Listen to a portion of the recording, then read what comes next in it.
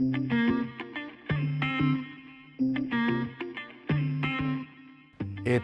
is. It is. I feel like it's been a long time coming, but I've definitely always wanted to be here. It's a bit of a long flight, no matter where you are in North America. It's like, from LA, at least there's a direct, but it's 16 hours. So it's a lot, but I'm happy that, there's all this stuff kind of concentrated around the F1 week.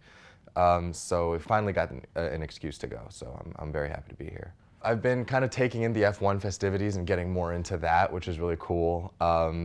Singapore really comes alive, I think, during F1, and it's their biggest event of the year. So just like a lot of, it becomes a kind of lightning rod for the rest of the world. So it's whether it's like potential investors or, we're trying to raise a venture fund. So, looking at doing a lot of networking there, and then also meeting with just a lot of brands and publications. I think the root of that is that I've always believed that, Singapore was going to play a crucial role in the growth of my career. I think about just the ethnic makeup of Singaporeans. I think about the language and just the culture and the affinity for, for still things in the West and Hollywood. I mean, not every country in Asia cares about Asian representation because many of them already have it and already have their own celebrities. And, I just kind of feel like with Singaporeans, they definitely still would look to somebody, Asian Americans who are succeeding in Hollywood and say, oh, that's cool. Like, I care about that. That's meaningful to me. Yeah, I think it's shaped everything. It's shaped who I am, and therefore, as an artist, it's shaped kind of, who I'm about, the characters I portray. It's written all over my face. I'll never be able to escape it in a way. But yeah, the story begins with my parents really and their decision to leave China to pursue kind of continuing studies in Canada, and then eventually to bring me into that life as well. And what felt like initially was a happy ending of sorts, and it definitely was also then kind of a big pain point for us because, you have a multi-generational household with wildly different values, different languages spoken even. I think that was always meant to create like a lot of tension and turmoil in the family environment. So yeah, it was a lot of like us struggling to understand each other, and then to come out on the other side of my journey to be in a place where I really have fully felt like I've come full circle with them. I think I really just felt compelled to share their story. And then, yeah, in the broader spectrum of my career, want to play characters and infuse them with, all of the sensibilities that I feel like I have coming from an immigrant family. I wish that, more Asian actors and screenwriters and directors can write, incredible stories. And they don't necessarily have to be about immigration, but clearly that will be a part of the DNA of the characters. But, that I hope that many more of them would get the opportunity to write their scripts, get it financed, and yeah, to be able to debut it on a theatrical release.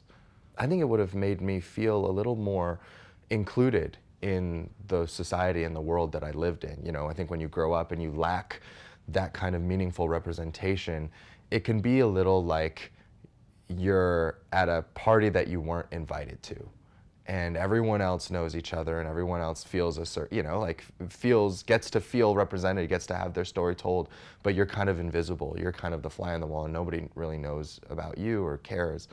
And I think what Kim's Convenience did for so many Canadians that were not Asian is they really normalized, that immigrant experience, so that when they passed an Asian family on the street, there was a little bit of a reference point, a little bit of familiarity. And one of the most amazing things was, as the show was coming out and we were kind of little Canadian pseudo-celebrities, was that, Armenian families would come up to us, and Indian families would come up to us, and Pakistani families would come up to us, and Middle Eastern families would come up to us and say, yeah, they're like, oh my God, the dynamics between like Appa and Amma or Appa and Jong, like that's my family. And it's so amazing that, when I watched this show about an Asian immigrant family, what I learned was that we're all the same. And but it takes specificity to get there. And so, yeah, I mean, that show, I'm so grateful for it, not only because it gave me so much personally as an artist. You know, it was my little break before my big break, you know, but yeah, I feel like gave Canada so much, and once it was kind of blown up on Netflix, you know, really showed the world what an Asian immigrant family in Canada looked like. Yeah, authentic representation is kind of the key, right? It's that like representation goes beyond just kind of what's skin deep. So I cast someone in a movie playing a character, like that's representation, my work is done. Well, not necessarily. I think authentic representation goes a lot deeper. It goes beyond the actors. It goes to who's writing the story, whose lens or periphery are we telling the story from? You know, and if it's an Asian character told from the perspective of a non-Asian perspective, how does that change the dynamics of the character and the dynamics of the movie? Because obviously, you know, a non-Asian screenwriter is going to have a very different view and maybe a less nuanced view of what Asian characters look like. And I think in the past, when the way that you've seen a lot of Asian representation, like, you know, in movies that were not written by Asian people, you can see, you know, it just runs the risk of stereotype. And that's kind of what stereotype, I believe, kind of intrinsically comes from, is like not being the master of your own narrative, so other people are trying to fill in the blanks based on what they see from far away. And so, yeah, that's how you get tropes like martial arts master. That's how you get, you know, hypersexualized females that are kind of fetishized and it's kind of weird. You know, dorky nerd, you know, everything. I mean, you've heard it all. I mean, the answer is that I think you have to try as an artist to do good work regardless of what the, you know, that character is. And good work can be reflected in a multitude of different ways. You know, it can be reflected like with characters like Shang-Chi and with Jung Kim in Kim's Convenience. You know, it can be portraying these really specific Asian characters with a lot of nuance and you know, kind of like what I was saying, like having the authentic representation. And then it can also be breaking a door down and being in a space where we weren't originally, you know. And so, I mean, the story that comes to mind is Barbie. You know, I don't know, I don't want to speak for her, but I don't think Greta ever set out to cast an Asian Ken. She didn't, you know, at no point was she like, I'm gonna have one Asian Ken and one black Ken and one white Ken. And, you know, it was one of the things, it was actually the only role that I ever auditioned for past Shang-Chi, because I'm very fortunate to say that I don't audition really anymore. I obviously would for like Christopher Nolan and Steven Spielberg. I just want to put that out there in the universe. But I've been very privileged to reach a position where I'm looking at a lot of incoming and I'm also building projects and developing. But Barbie was different because when that script came out and everyone in Hollywood read it, there was this kind of collective feeling of like, oh, something special is happening and something cultural. And you know, Greta's gonna want everybody to audition regardless of how famous or not famous you are. And so I said, great, count me in, because I think I've got an idea on how to play this Ken character. And I was very, very lucky to be chosen to play not only a Ken, but kind of the rival Ken to Ryan Gosling. And that's so, you know, incredibly meaningful. Like for Asian people, like when have we ever felt like we could stand head to head and eye to eye with Ryan Gosling? He's a very handsome man, you know. Yes. But I mean, but our characters that we play are so often like low status characters. We're often like scared. We're like, you know, oh my God, don't shoot me. You know, oh, I don't want any trouble. And to get an opportunity to be in a space, to exist in a space where we wouldn't have otherwise, you know, have gotten the opportunity. You know, that Ken could have been played by anyone. That was very meaningful for me. To break into rooms that people wouldn't expect Asian people to be in. I think as a community, I think we're still getting used to seeing the level of success and representation that we have. We've never had it before. As a result of that, I don't think we know how to be cheerleaders for our artists and our people fully. We say that we want representation oftentimes, and we say that we want more opportunities and barriers, and then, you know, we see someone succeeding, and oftentimes it is a bit of tall poppy syndrome, where we want to see people do well, but we don't want to see people do so well. And, you know, I've definitely felt it. I think friends of mine in the industry have felt it, where, you know, it's one thing to support when it's easy, and another to support when it's hard. And easy means like these big global openings. Everyone's talking about it. Oh my God, you're winning an Oscar, you're doing this, you know. But there are also moments that are hard that it's equally critical to support artists. And I don't think people, I think the thing is people look at maybe myself and other Asian American actors or actresses in our sphere like, oh, they've made it. Like they should, you know, screw them. They don't need anything from us anymore. And I think the reality could not be further from that, which is that now more than ever, we're in a place where we're finally starting to break ground. And some of us are finally starting to be in a position where we can greenlight a project or we can develop a project. But what we need is like, you know, that push and that wave of positivity and acceptance from our community, and to say, we're behind you. Like wherever you go, if you know, whether you make a movie that is not perfect, you know, we're with you. And I think I see it in a lot of communities. You know, I see it in the African American community, in the way that they support their actors and actresses in Hollywood. I don't think we're there yet, if I'm honest. And I say that as somebody who, you know, is a literal Marvel superhero. You know, I've really felt that the greatest criticisms and the most hatred and kind of negative energy actually comes from within the community. It is what it is. It's a reality of kind of the times and where we're at, and maybe 20, 30 years from now it'll be different, but yeah, for now it's been tough. Yeah, free. I think growing up, you know, in my household, my parents were both electrical engineers. You know, were able to leave the country and immigrate to Canada because they were of their academic success. They were incredible at what they did, and they're very, very smart. And so in typical kind of tiger parent fashion, they wanted to pass those values on to me, and, you know, wanted me to kind of grow up, not necessarily emulating them, but definitely using their blueprint for success, which was academic achievement. So my parents are both electrical engineers. They left the country because, you know, because of their academic achievement. They were incredibly smart people.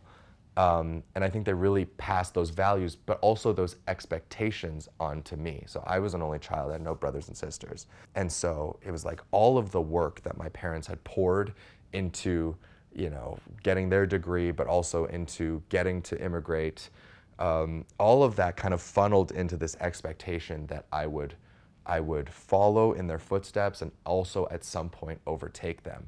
And that's a pretty high bar for the amount that my parents did for me and for my family, what they overcame, you know.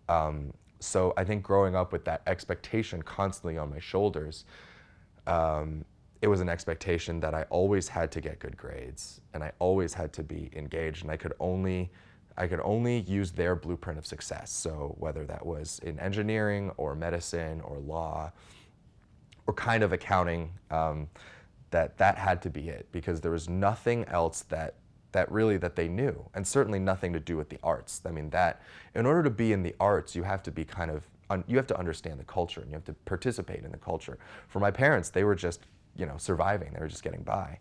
And so, yeah, that's the weight of expectation that was placed on me. And that's why I think I always, even when I was growing up and, you know, forcing myself to study for things that I wasn't passionate about,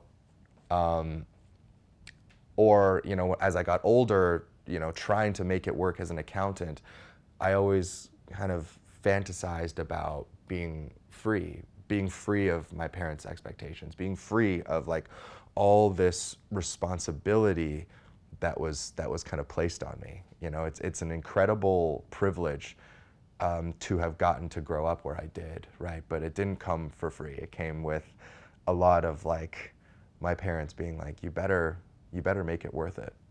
I always think that luck is where, you know, I'm not the first person to say this, but luck is where opportunity meets preparation, right? So I think people can be luckier than others, and I think luck can be taught, right? You can be luckier by being extremely prepared and knowing when the opportunities may come. You can never fully maybe understand, but I do very much look back on the last like 12 years of my life as I was so unbelievably lucky.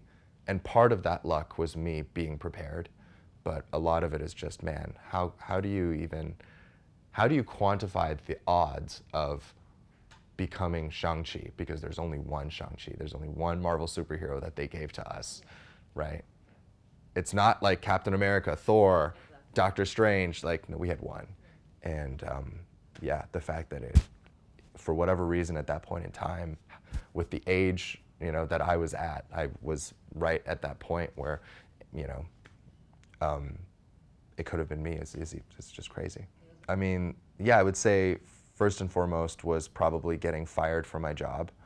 I was an accountant, which was very, I mean, anyone who knows me would have been like, that's a very ill-advised career for you. But, you know, I was trying to kind of toe the line and be a good son and do the thing that I think my parents had instilled in me, which is get a stable job. And I was just so unfulfilled and skipped work to be an extra on a movie set that I'd found in an ad online, and then got caught, got let go.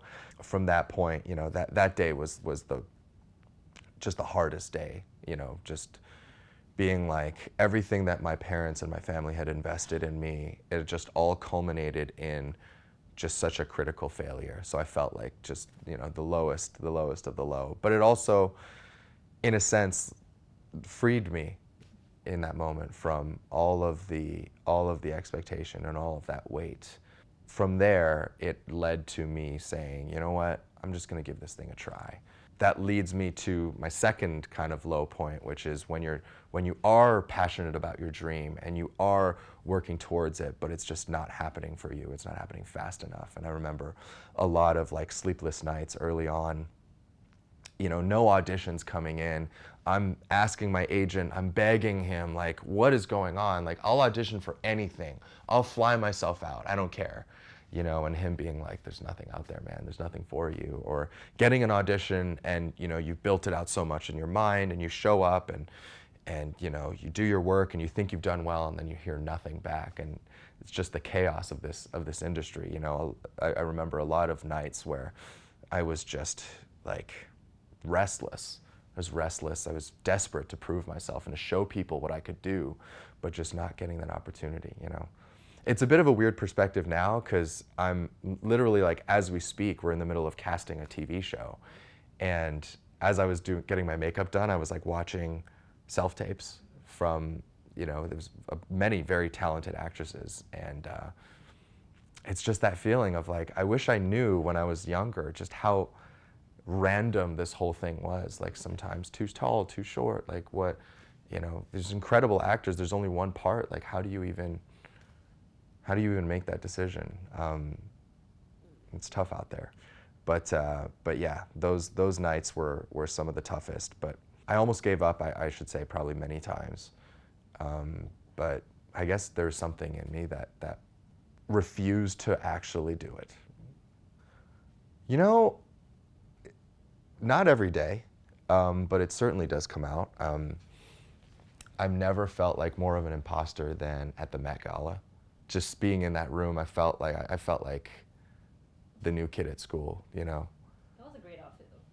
Thank you so much. I remember. The Karl Lagerfeld. Yeah. Thank you. I loved it. Versace were so fantastic to me. But it's hard, you know. It's like Kim Kardashian's walking by you, and you're like, well, I know you from TV, but you're, you know, it's just like larger than life. Yeah, I definitely feel sometimes like the odd one out still, and part of that is also in my head of like I kind of felt like growing up I was kind of like a perpetual loner, and then things changed a little, but yeah, it's hard to get that feeling out because you're in a space. Whenever you're in a space full of people that you admire, right? Especially like in Hollywood, it's like these are people who are literal heroes, and to have them all in the same room and like they're so close that you could touch them, you know, and I've met them and had conversations with them. I'm like, how am I like how the hell did I get there? I don't deserve to be here.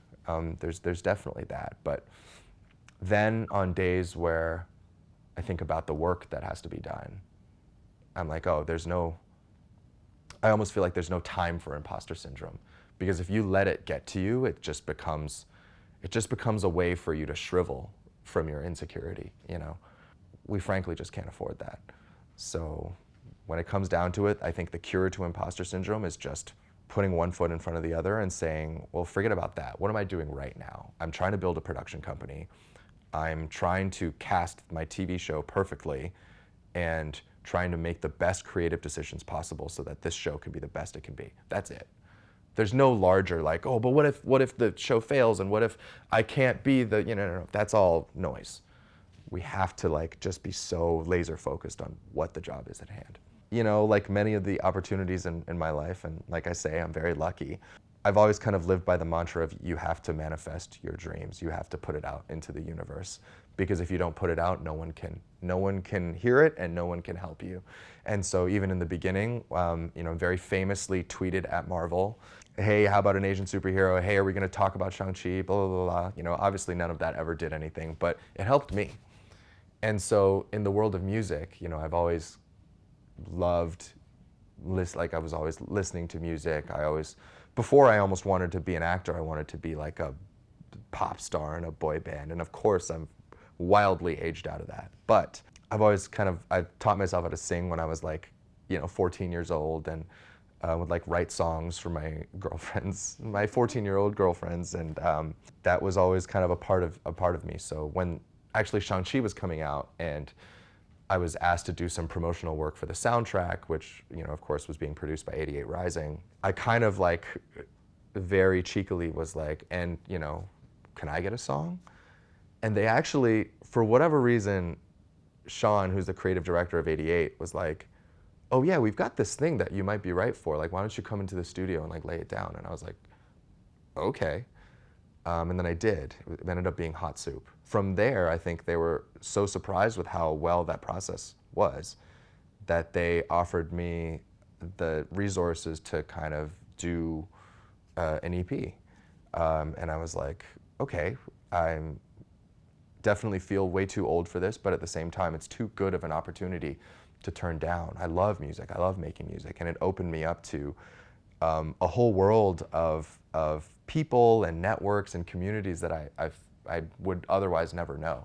So I'm so grateful for it. I feel like it doesn't matter if like a million people listen to it or 100,000 people listen to it. It's something that I got to do, which is really fantastic. And then yeah, I think we're working on more, which is a lot of fun. But it's been a great hobby for me, and looking forward to kind of taking it a little more seriously too. Yeah, so I'm starting a venture fund called Markham Valley Ventures. We're working with a company called Xand, which has basically white-gloved venture capital for celebrities like Kevin Hart, like Will Smith, and Keisuke Honda, Japanese football legend who lives in Singapore. They're currently working with Giannis Antetokounmpo and Steve Aoki, and myself. And what they're really good at is identifying the mission statements of each individual celebrity and building funds around us that can amplify our core messaging. And so for me, the reason why I thought this was a great fit was because, first of all, having gone to business school and having a little bit of that background, I actually know a little bit of how this world operates. It's almost like more known to me than Hollywood in a lot of ways.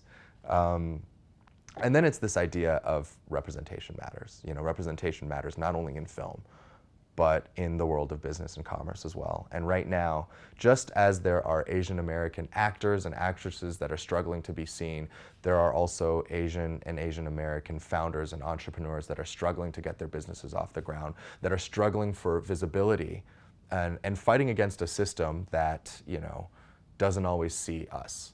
And so, yeah, one of the things that I wanted to really get to put my mark on was this world of startups. And I want to uplift Asian American artists. I want to uplift Asian American founders, and that almost falls into my wider mission statement of just uplifting our community in general. It's something that I'm really, really excited for. We're currently fundraising for it, and that's a big part of why I'm in Singapore.